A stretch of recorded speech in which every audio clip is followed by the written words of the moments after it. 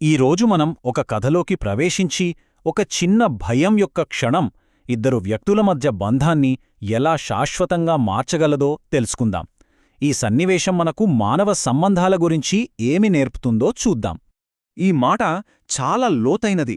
మనం భయపడే రాక్షసులు నిజం కాకపోవచ్చు, కాని ఆ భయం మనలో పుట్టించే ఫీలింగ్స్ మాత్రం 100% నిజం.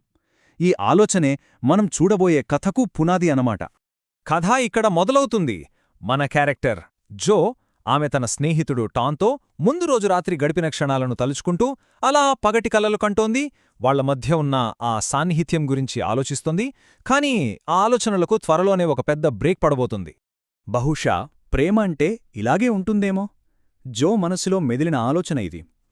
ఎంత ప్రశాంతంగా, అందంగా ఉంది గదా ఈ ఫీలింగ్. కాని ఈ ప్రశాంతత ఎక్కువసేపు నిలవదు. ఎందుకంటే తర్వాతి క్షణంలోనే ఒక భయంకరమైన సంఘటన జరగబోతోంది. అవును, ఇప్పుడు కథలో ఒక ఊహించని మలుపు రాబోతోంది. ఒక్క చిన్న శబ్దం మొత్తం సీన్ని మార్చేయబోతోంది. ఆ ఉత్ప్రేరకమేంటో ఇప్పుడు చూద్దాం. భయం ఎలా పెరుగుతుందో చూడండి. మొదట ఓ చిన్న గీతా శబ్దం వినిపించింది. తర్వాత మంచం కిందనుంచి ఏదో కదిలినట్టనిపించింది. అంతే, గుండె వేగం పెరిగిపోయింది. చివరికి భయంతో సహాయం కోసం గట్టిగా కేకపెట్టింది. మనలో ఎవరికైనా ఇలాగే జరుగుతుంది కదా. సో ఈ మొత్తం భయానికి కారణం ఆ ఉత్ప్రేరకమేంటి? ఒకే ఒక్క బొద్దింక. నమ్మలేకపోతున్నారా?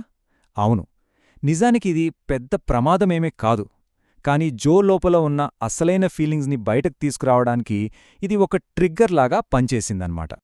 ఇక్కడ కథ జో గురించి మాత్రమే కాదు, జో భయానికి టాన్ ఎలా స్పందించాడు అనేది కూడా చాలా ముఖ్యం. అతని రియాక్షన్ కూడా మారుతుంది. మొదట సరదాగా తీసుకున్నా తర్వాతది ఆప్యాయతగా ఎలా మారిందో చూద్దాం. ఈ మార్పు వాళ్ల బంధంలో ఒక కొత్త అధ్యాయాన్ని మొదలుపెడుతుంది.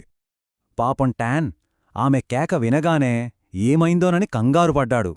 ఇంట్లోకెవరైనా దొంగలొచ్చారేమోనని అనుకున్నాడు. అందుకే చూడండి, చెప్పులు కూడా లేకుండా గుండెదడతో పరుగునొచ్చాడు. తీరా గదిలోకి వచ్చి చూస్తే ఆమె మంచం మీద నిల్చునుంది. ఇక్కడే ఉంది అసలు మ్యాజిక్. ఫస్ట్ రియాక్షన్ ఏంటి? ఒక బొద్దింక కోసం నన్ను పిలిచావా అన్నవ్వాడు. కాని ఆ తర్వాత ఆమె కళ్లల్లో నిజమైన భయం చూశాడు. అంతే, అతని నవ్వు ఆగిపోయింది.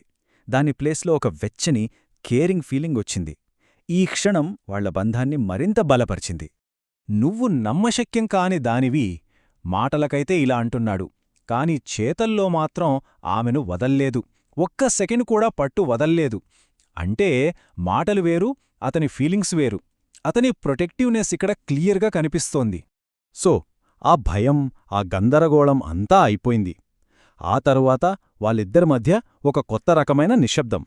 ఇది భయపెట్టే నిశ్శబ్దం కాదు, ఒకరికొకరు తోడుగా ఉన్నామనే ధైర్యాన్నిచ్చే ఓదార్పు. వాళ్ల బంధం ఒక కొత్త స్థాయికి చేరింది. టాన్ మళ్లీ సిచ్యువేషన్ని నార్మల్ చేద్దామని చూస్తున్నాడు. మిజో, ఇప్పుడు నువ్వు వదిలేయవచ్చు అంటున్నాడు.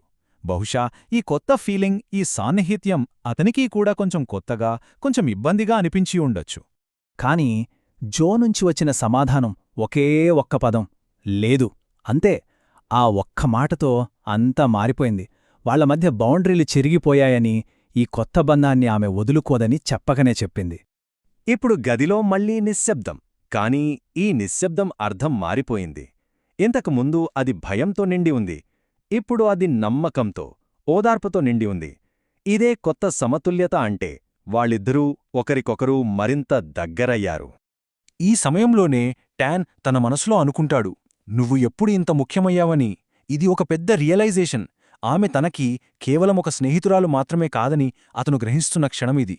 సో ఈ మొత్తం కథ మనకేం చెబుతోంది? ప్రేమ ఎలా మొదలవుతుంది? కొన్నిసార్లు ఇలాంటి చిన్న చిన్న, ఊహించని, బలహీనమైన క్షణాల్లోనే బలమైన బంధాలు పుడతాయని ఈ కథ మనకు చూపిస్తోంది. ఒక బంధం మొదలవ్వడానికి రెసిపీ ఏంటి? ఈ కథ ప్రకారం దానికి కావలసినవి ఇద్దరూ పంచుకున్న ఒక భయం, ఆ భయంలో పుట్టిన ఒక సున్నితమైన కౌగిలి, ఆ తర్వాత మాటల్లో చెప్పలేని ఒక నిశ్శబ్ద వాగ్దానం. ఆ వాగ్దానమనేది పెద్ద పెద్ద మాటల్లో లేదు, సింపుల్, ఒకే ఒక యాక్షన్లో ఉంది. ఆమె పక్కనే ఉండటం. అతను అక్కడే ఉన్నాడు, ఆమెను వదిలి వెళ్లలేదు. అదే ఆమెకు అతిపెద్ద భరోసా. నేనున్నాను అని చెప్పటమనమాట. ఈ కథ మనందర్నీ ఒక ప్రశ్న అడుగుతోంది. మన జీవితంలో కూడా ఇలాంటి క్షణాలుంటాయి కదా. ఒక మామూలు క్షణం ఒక్కసారిగా చాలా స్పెషల్గా మారిపోయిన సందర్భం, మన బంధాలను మార్చేసిన అలాంటి చిన్న సంఘటన ఏంటి? ఒక్కసారి గుర్తు చేసుకుందాం.